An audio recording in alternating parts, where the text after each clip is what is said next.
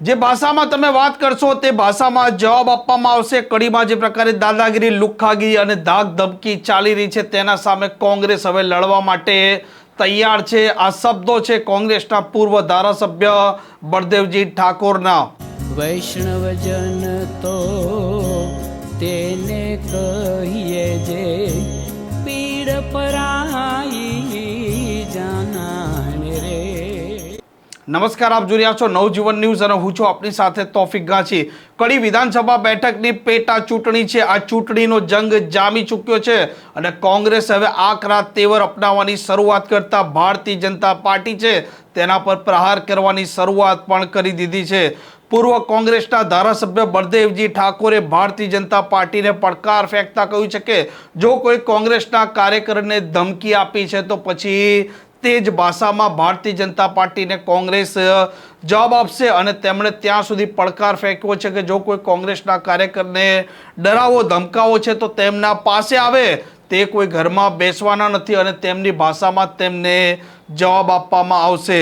કડીની આ બેઠક છે, આ બેઠકનો રાજકીય જંગ છે તે ખરાખરીનો ખેલાવા જઈ રહ્યો છે તેવા સંકેતો મળી રહ્યા છે અને બળદેવજી ઠાકોરના જે પ્રકારે ભારતીય જનતા પાર્ટી પર એક પછી એક પ્રહારો છે તે ઘણું બધું કહી જાય છે।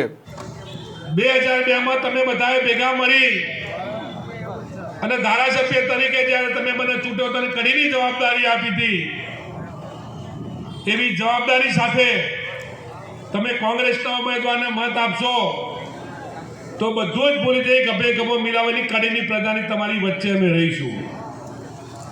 દાદાગીરી તો કોણ કરે? શક્તિભાઈ જે દાદાગીરી કરતા એમને મારે કહેવું છે કે દાદાગીરી કરવી તો આવજો, લ્યો આ કડી ઊનું પડ્યું છે।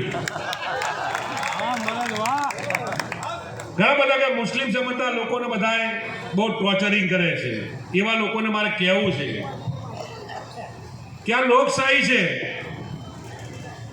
આ દેશના રાજમાં બધાને જીવવાનો અધિકાર સરખો છે અને કાયદો કાયદાનું કામ કરશે।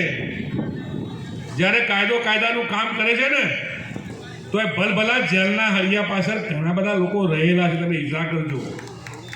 કાયદો બધાના માટે સરખો છે ત્યારે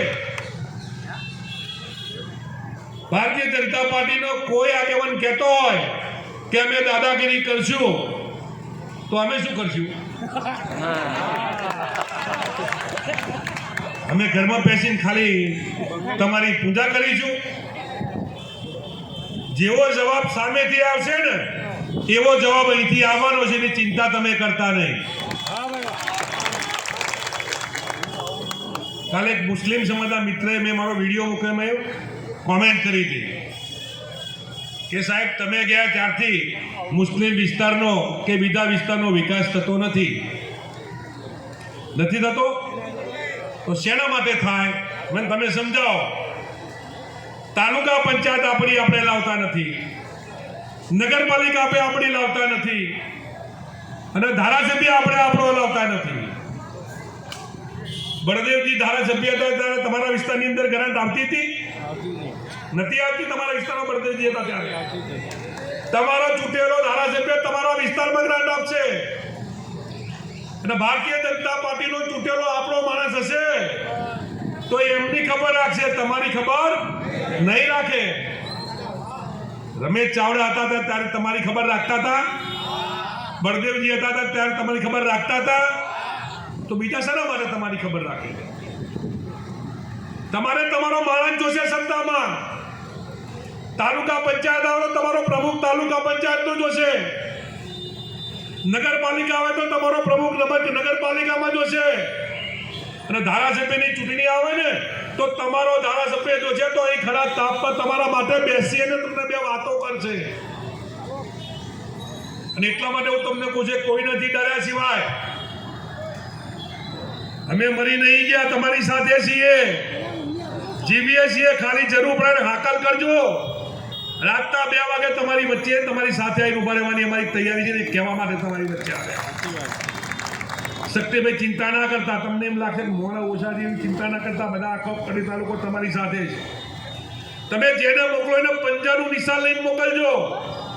કાલે અમે 3 જણા ભેગા થયા હતા અને 3 જણે અમારા ઉમેદવાર 3 થી 4 5 જણા ઉમેદવારોએ કીધું કે માગવાના બધાનો અધિકાર હોય, માગવાનો અધિકાર છે એટલે માગ્યું છે.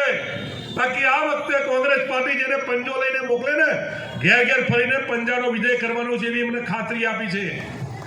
આ તબક્કે આપ સૌના સાથ અને સહકારની જરૂરિયાત છે, ત્યારે આપના વિશ્વાસની જરૂરિયાત છે, ત્યારે આપણા ઘણા બધા આગેવાનો તમને બે શબ્દ કહેવાના છે, ત્યારે ફરીવાર આપણા અહીં આવેલા તમામે તમામ આગેવાનો નિરાશ એ 22 તારીખે ના થાય એની ખાતરી રાખવાની છે એ કહેવા માટે આવું છું. ત્યારે કોંગ્રેસને મૂકેલા ઉમેદવારને વિજય બનાવજો.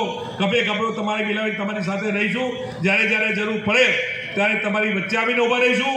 અને કડીનો કોઈ જબરબંધી એવું કહેતો હોય, કોંગ્રેસના કાર્યકરને દબાવની વાત કરતો હોય, તો એને મારી ખુલ્લી ચેલેન્જ છે કે તાકાત હોય તો અમારી સામે આવીને તું ચેલેન્જ ફેંક. એ ચેલેન્જ સ્વીકારવાની જવાબદારી અમારી છે. એટલે મેં તમને આમાં કોંગ્રેસના પૂર્વ ધારાસભ્ય બળદેવજી ઠાકોરે કહ્યું છે કે જે કોઈ કોંગ્રેસમાંથી ભારતીય જનતા પાર્ટીમાં ગયા છે તેમની અત્યારની સ્થિતિ પણ તમે જોઈ લો. અને જે પ્રકારે અત્યારે વર્તમાન સ્થિતિમાં આ ચૂંટણી યોજાવાની છે તેના માટે ભાજપના સામે લડવા માટે તેઓ તૈયાર છે. અને કોઈ પણ ભોગે આ સીટ પર કોંગ્રેસને જીતાડવા માટે પણ કોંગ્રેસ દમખમ સાથે ચૂંટણી લડશે. હવે જોઈએ આ મામલે ભારતીય જનતા પાર્ટી તરફથી શું વળતો પ્રહાર આવે છે. આ પ્રકારના સમાચાર, આ પ્રકારના અહેવાલ માટે નવજીવન ન્યૂઝ ડે ચેનલ જોવાનું ને સબસ્ક્રાઇબ કરવાનું ભૂલતા નહીં. નમસ્કાર. વૈષ્ણવજન તો તેને કહીએ જે પીડ પરાઈ જાના.